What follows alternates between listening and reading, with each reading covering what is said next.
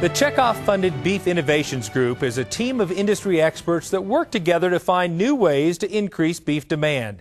The group works to provide new and innovative products to consumers and retailers alike. And they also do a lot of research on creating new cuts of beef. Here in the studio to talk about the Beef Innovations Group and some of the work they're doing on new cuts is Bridget Wasser, Senior Director of Meat Science and Technology for the National Cattlemen's Beef Association. Thanks so much for coming back to the show, Bridget. Thanks for having me. Well, let's begin by talking about the Beef Innovations Group itself. Tell us, what is the purpose of your group?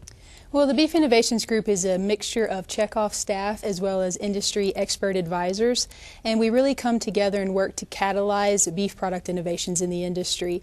And it's a fun group because we're charged with thinking several years down the road and what's next for beef to make sure that we're relevant and always delivering on evolving consumer demands. Well, the Chekhov has made some great progress in bringing some exciting new cuts to the industry that consumers seem to love. Tell us a little bit about how that work has actually happened. Well, it really has its foundation in Chekhov-funded research, something called muscle profiling. Okay. And that's where we evaluated all the different muscles in the carcass, really with the goal of identifying our most underutilized muscles and maybe what some of the best ones of those are and how we might better utilize them. You know, I think we know a lot about the traditional cuts and muscles in the carcass from the rib and the loin and the sirloin, things that are our most popular cuts over time. But we've been able to take a closer look at some of our underutilized muscles in areas like the chuck and try to add some value to those while also delivering a really good eating experience, that steak quality eating experience that we know our consumers are looking for. We've also continued that Chekhov research. We've done things like map the tenderness of all the muscles in the chuck so we know the best way to cut those muscles. We've worked on optimum aging times for muscles because we know how important aging and cutting across the grain are in terms of beef tenderness, and so that work continues. The work has identified some diamonds in the rough, so some muscles that we really aren't taking full advantage of, but that can really deliver from an eating experience standpoint if we'll do a little bit of additional or innovative fabrication to get to those. And you've brought some of those diamonds in the rough for us to see today, some of which may not be common to a lot of our viewers, but certainly some that I recognize. Tell us what you have here.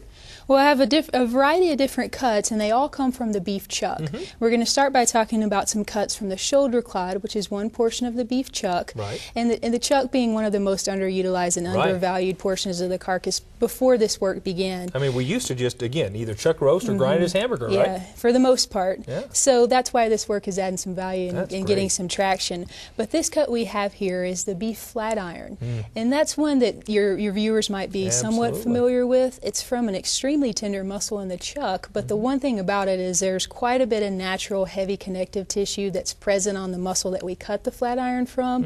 And so what makes it a flat iron steak and not a traditional top blade steak, which is cut from that same muscle, is the fabrication method. And it's taking the extra step of removing that heavy connective tissue, both what's on the outside that we can see and some that's hidden on the inside that we can't see. So by going that extra step, we can take advantage of the tenderness that muscle has. But create a great eating experience. Great eating experience, great muscle for the grill. Tenderness. Very tender, very flavorful. And when you see this square, rectangular shaped steak on the flat iron, that's how you know it's cut correctly. It's a little bit of a unique steak shape for our steaks, but it's because of the removal of that connective tissue. And if any of your viewers haven't seen it or had it, I just say keep your eye open, because we are seeing it widely available now at most restaurants and grocery store chains across the country. And if they haven't seen it, they will soon. Absolutely. What else do we have? Well, we have some newer cuts, even newer than the flat iron, that we've been working on from the chuck roll. So we've leveraged the learnings from the flat iron work and applied those learnings to new ways to cut the chuck roll, which is also in the chuck adjacent to the shoulder clod. And so I have 3 cuts here. These are what we call our boneless country-style ribs. This is a chuck eye or Delmonico steak, and this is a chuck eye roast or America's beef roast. Very good. And I want to focus mainly on the country style ribs because they're a really unique item. They're cut from the chuck eye roll, and they do need to be braised. Okay. And braising is cooking in shallow liquid to improve tenderness. And when you do that with these ribs, they really start to fall apart. Wow. They have a really rich flavor, great texture, and it's a unique eating experience. It gives us another option for beef ribs, so it extends our rib category for beef. And the uniqueness of these ribs is what's helping generate some interest in them out there in the industry. That's great. Yeah.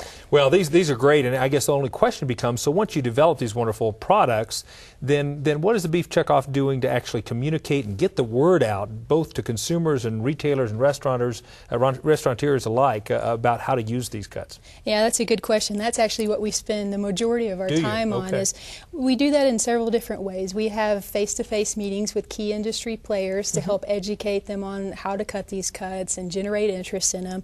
We work with their state beef councils on partnerships and activities. And we also have a good interactive website, a Checkoff on a website that we've worked on that has great, easy-to-follow cutting videos. It has recipe ideas and the tenderness information, everything you would need. So it's a big education effort, but we're committed to seeing it through. Well, thank you so much for all you do to add value to our industry. This is outstanding work, Bridget. Thanks. For more information on the Beef Innovations Group and the projects they're working on, just log on to our website at cattlemantocattleman.org.